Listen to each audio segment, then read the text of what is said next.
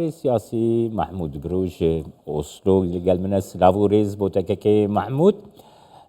کەک محمود دەمەکی گەلک هەستیار لە ڕۆژاوایی کوردستانی مەترسیێن مەزن سەر ڕۆژاوایی کوردستانی د پرۆسەیەک وسادەت چاوا دەنرخینێ ئەمریکا هێزێن خە ji سووریا و ڕۆژاوایی کوردستانی بەدەکشینە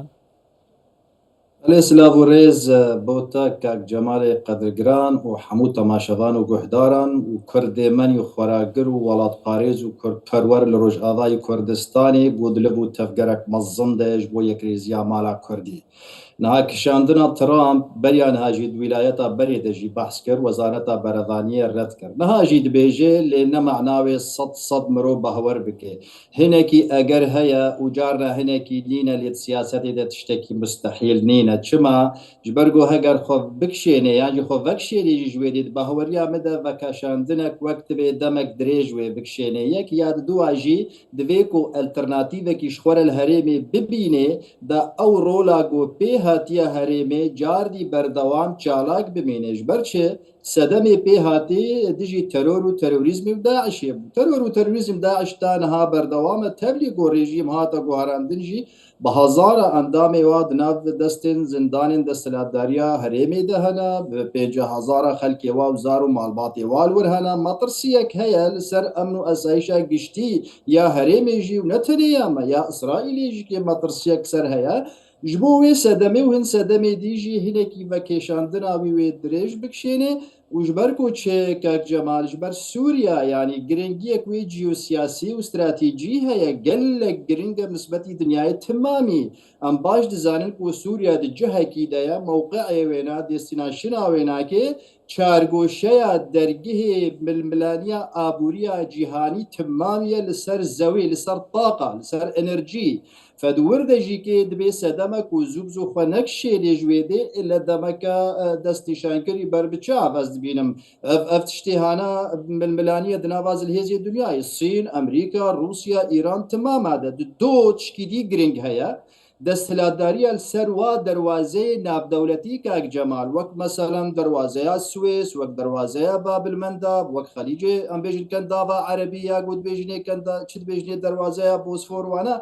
تمام جی دەسەلاتداری جوارە ململانیک یانجی پێشبرکێک یانجی کێ سیراعک دناواز الهێزی دنیای داهەیەکی دەسەلاتداریە خۆلسەروا دەنێژ بەر ئەو دەواازێ ها بە ملیارێ دۆلارە جاردی تێن نەهۆلێ و ملیارێ دۆلاراش ئەمریکا و دنیای دەولەتێ زلهێزرە دەرەجایەکی گرنگن فەش بۆ واسە دەما هەنێکی ئەگەر دلێوێت هەبێژی وێ هەنێکی ڤەکێشێ مدەدەکە درێژتر بێ حتانی وەگەلەکە ئانی زمان کۆ چارەسەریە پرسگرێکە سووری بگشتی بەرە و قوناغەکە ئەمبێژن ئارامتر بە گوهێستر بە هەرێ تش دەستنیشان زەلال ببن وێ چاخێ ممکنە یعنی تشتێک مستحیل نینە سیاست کەکەی محمود تو بخۆ لە ئۆسلۆ دمینە و نۆروێج وڵاتێکی یعنی ڕەوشە ڕۆژلاتە ناویندە وڵاتێکی گەلک ئاکتیڤە تایبەتیژی ji bo پرۆسەیا چارەسەرییا پرسکرێکان بریا ئاشتیە یعنی ئۆسلۆ بوویە ناوەندێکی وسە کەکەی محمود نها ڕەوشە سووریە ڕەوشە شامێ گاوا گۆ مرۆڤ بگرێ دەستا ڕەوشێکی نەزەلال دەستهلاتێکی نەزەلال ئەولەهیەکە نەزەلال گۆل شامێ هەیە بەرۆڤژی لە ڕۆژاوایی کوردستانی بەسەر هەموو کێماسیên گوتێنە دژین دەژی يعني هيزك يكو حيا أجرانها يكريزيا كردي حيا يعني دروشكي وصاده كو دونالد ترامپ جي قوتيه من نقوتيه أمي سربازين قوش سوريا و روجاواي كردستاني وكشين في چرچوي گر تجمرش رو وبكيكا كيما بالنسبة ترامپ كاك جمال وقتي في قوتنا دبيجي مثلا هلوستكوي بريج دروجا مثلا زلال بو انه روجهلات ناوین بگشتی نئیدید پیشنیا کاری مده عربی به اولویت کاری ما وقتی وید بیجه انالیزه اوی سیاسی او واتا او تشتو قرو قربالغ و انا نمال منطقه و سوریا بربروشک آرام دچه و ترور و تروریزم لهرم نما و یعنی حمو تشتو وقت دلی واده چن انالیزه اوی او حتی وی نقطه ها بخی کار ده وقتی ئەم دەبینن بەر و ڤژیوێ حتا vê دقیقا گوامدا خبن کاک جەمال ئەو ڕەوشا گشتی بەرستابیلەزەکردنەکێدا نەچوویە سەد یانژی بەلکی قۆناغنا دە پێنگاوێن دەستپێکی تێنە ئاوێتن لێ تمامی وان نەبووە واتە ئەف هەلوەست بینێ زیاتر ئەسکارم ئەوەکێ بدمێک و بهتر بەلکی ببێوەکە فشارێکیش بۆ پێکانینە ئارمانجنەوەی استراتیجی هەندروێ سووریدا یەک ژواناژی ئەوە کۆ بهێلێ لە هەڤهاتنا گشتی چێ ببێ بەلکی بێ بکار بێنێ وەک کاغەزێکی وەرەو سەر هەڤالبەندێ خۆ قەسەدێ کۆ زێدەتر لەڤ و تەڤگەرێکی بکێ بکەوێ کەناڵا دانوستاندنێ لەگەل حکوومەتێ برەنگێکی فەرمیتر و بەرفەرەهتر بکەوێ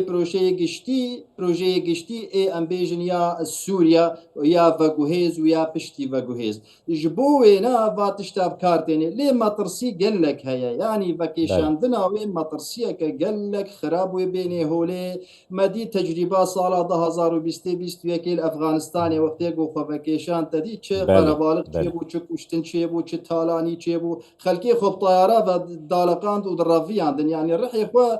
berê xwe yan mirin dihilbijartin ji bo wê na yanî ji bo me Kurda jî wê alozî werine holê negwêne ji ber ku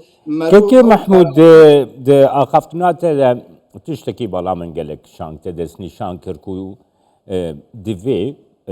ger li ser erdê alternatîvek hebe bijardeyek hebe bijarte ji bo Amerîka jî dikarin derbikevin pêş yani Amerîka demeke dirêje ji bo yekrêziya Kurdî Fransa jî digel yani Amerîkayê Fransaya Almanyayê welatê rojavane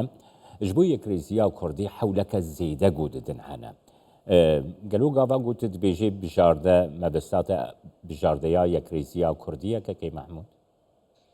ئەلێ بژاردەیەک ژێ ئەوە دووارێ پرسگرێکی گشتی یا مهم یا سەرەکە گۆل هەرێمێ هەیە پرسگرێکە کووردە دۆزا گەلێ کووردە وەختێ نەوێ چارە سەرکردن دە هەرێمێدە تو جاری ئەم بێژن ستابیلەزەکردنا هەرێمێ نایەکردن ینی ئەو وەکە چت بێژنێدا گەرانتۆ یانجی قەرەبۆیە ئەم بێژن ئەمن و ئاسایش و ئارامیە هەرێمێت دۆزا کورد بێتچێ ئەو یەک یاد دووە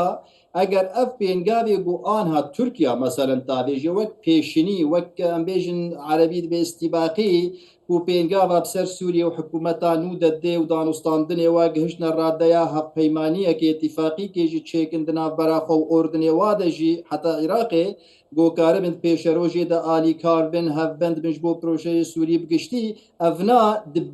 دبێ گۆکارە بێ ببێ یەک ژوا بژاردەیەژی و بێژێ مادام ئەزیلفر چ بکەم جێشێ خۆلڤەر بهێلم و ملەتێمش معاجز بێ یەکی مبریندار بێ وەرێ کوشتن وا هەنێک هەنەل شوونامتکن حتا ئەو خالژی وەرێ جەه بجەهکردن سەد ببێ نەهەما هەسانیە وەک بۆ نەقشەڕێ دانیە بێوەڵە سەهرۆ شێسترۆ یان نۆترۆ وێ دەمەکە گەلێک درێتر وێ بکشێنێ یعنی هەردوو بژاردە هەنە بنسبەتیوە لێشتمامی گرنگتر چیەکە جەمال تشتێک هەیە ئەمریکادا لۆبیە جهووە هەیە ئەو ئایپاک هەیە ئایپاک تشتێکی گەلێک ڕۆلاوێ گرنگەش بۆ وا تەسریحاتە و وا هەلوەستاش بۆ چارچەوەیە گشتیدا بەرجەوەندە و پاراستنە ئیسرائیلی پێک بێنێ یا مە کورداژی دوێ کەناڵا هەڤبەشی ئیسرائیلی دەتێ بنسبەتی تەرۆر و تەرۆریزمێک و ئەم هەڤبەشین دژی تەرۆر و تەرۆریزمی کار کێکی محمود gelek şirovekar kêkê محمود gelek şirovekar vêyekêtînên ziman ku niha şansekî mezin li pêş Amerîka li pêş cîhana rojava li pêş İsraîlê xwe jî derkeftiye ku mesela Amerîka hêza xwe rojhilata navîn bisepîne bicî bike şansekî wisa mezin pêşiya Amerîka derketiye di vê proseya ku ev şansê mezin ji Amerîka re derketiye niha tu باکو روژلاتی سوریه روژاوایی کردستانی هیزا خوبکشینه گلو منطقی تی اویه که محمود Ez binav dikim timî jî li ser te kes dikim Rojavayê Kurdistanê kak Cemal ne tiştî mantiqiye dwarê hevpeymaniya û prinsîpê danûstandin û hevalbendiya stratejî tiştekî ne moraliye ne exlaqiye jî ku yekser pişta xwe bidê hevalbendê xwe lê tiştek vir de giring heye kak Cemal nisbetî Emerîka û her dewletê dunyayê zilhêz jî bercewend em bêjin hevalbendê serekeye ji wara dikarê nemu got gavkatî tecrîba Efganistanê duwê de jî ne mantiqiye ne exlaqiye ne mirovantiye heta got pişta xwe bidê herêma Kurdî Rojavayê Kurdistanê û pêşgoh bike و ژیاناوە و هەبووناوە بدێ بەر تەهلوکەیەکێ یانژی بدێ بەر ئێریش و گەفێن تەرۆر و تەرۆریستان و تایبەتیژی ئەو ئێریشێن کۆژئالیە تورکیە بێت تێنە کووردا و تشتێکی گەلێک گرنگە و ئەوانە مەترسیان مەزنج مەرچێتکێ حتا ئیرۆ حتا دهۆژی شەر ناوبەرەوە هێزێک و بناوێ خۆکردنە نیشتیمانی سووری هەیە دووەختێکی دەگو بریارە حکوومەتە دەمکی سەکناندرا چەکە حەلاندنا هێزێ لەشکریە ئێسیاسیە هەموود ئارادە نەکەتیە تشتێکی كيكي محمود نها كيكي محمود دسلاتا سوريا يا نها يعني ميجويك هي ميجويك كو تزاني دا استا جهاني دا جيبكي ريخسنا تيروريست وكي كسين قولوان تي گراندن هاتنا بنافكرن هنجي دا امريكا دا يعني اف فورمول برامبري دسلاتا ايرو يا سوريا نهاتي قهرت في درباري دا وفي روشي دا تشاوادن الخيني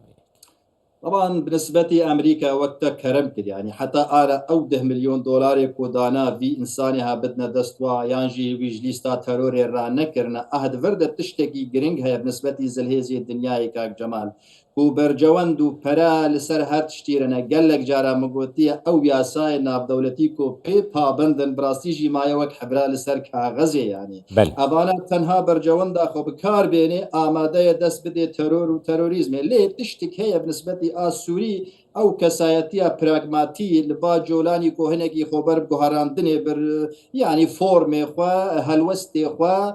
گوتنه خو ام بیشن برانبری سوری بگشتی کوملگه ها سوری و حتی برانبری کردات راده که کو بلکی دوی راده ده بلکی از صد رازی دی نمجی آنی گهراندنه برو برنگه کی پوزیتیف ده پینگاول بکی مانی دراگهاندنه ده دان لی قلسن لسر عرده او تشت حموجی آنیه لی نای ویواته گارانتیک صد بفی کسایتیه یانجی بفیگو هستنه وره جبرگو حتی نها تشقلل سر عرده هنه کشتنا کرده بخورتو کچه کرده ایرو تین ترور کرن لحری ما صدا تشرینه و رقی کوبانیه وادا افخوینا هاناش بو چوه فرو بچه لازم تشتک هبی راستقینه بی صد یانجی بر نبی ایدی بس ملت کرش خوینه تیر بویا جیش کشتری تالانیه تیر بویا که اک جبر